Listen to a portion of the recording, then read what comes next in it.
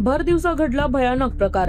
एका व्यक्तीने आपल्या जोडीदारावर गोळ्या झाडल्या आणि संपूर्ण घटना फेसबुक लाईव्ह वर प्रसारित झाली।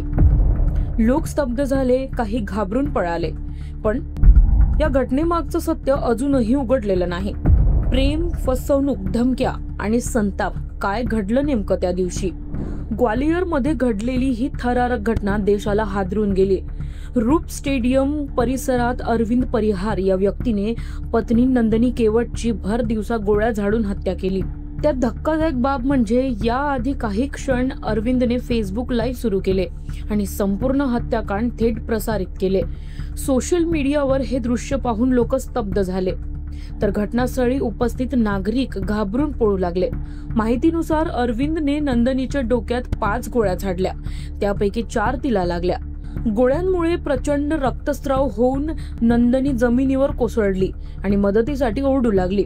त्याचवेळी अरविंद हातात बंदूक घेऊन फेसबुकवर लाईव्ह करत होता। काही दिवसांपूर्वीच नंदिनीने पोलीस ठाण्यात धाव घेत अरविंद विरोधात तक्रार दाखल सुद्धा केली होती। अरविंद आधीच विवाहित असून त्याने फसवणूक करून नंदिनीशी दुसरे लग्न केले होते। जेव्हा तिने याचा विरोध केला तेव्हा अरविंद आणि त्याची मैत्रीण पूजा परिहार यांनी तिच्यावर हल्ला केला होता। नंदिनीने असेही आरोप केले होते की अरविंदने तिच्या आणि कुटुंबाच्या जीवाला अनेकदा धोका निर्माण केला।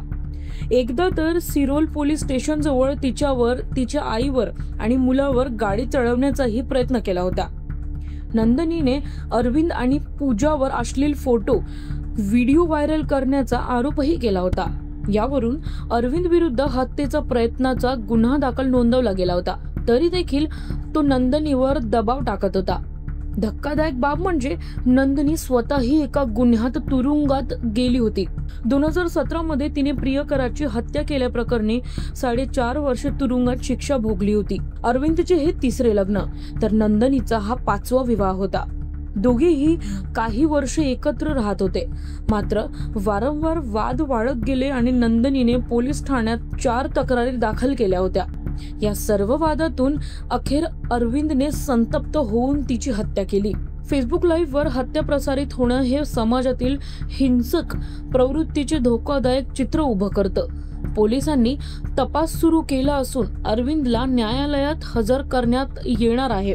या घटनेमुळे ग्वालियरसह संपूर्ण प्रदेशात भीती आणि संतापाचं वातावरण पसरलं आहे। तर अशाच ताज्या आणि महत्त्वाच्या घडामोडी पाहण्यासाठी बघत रहा न्यूज डॉट्स। धन्यवाद।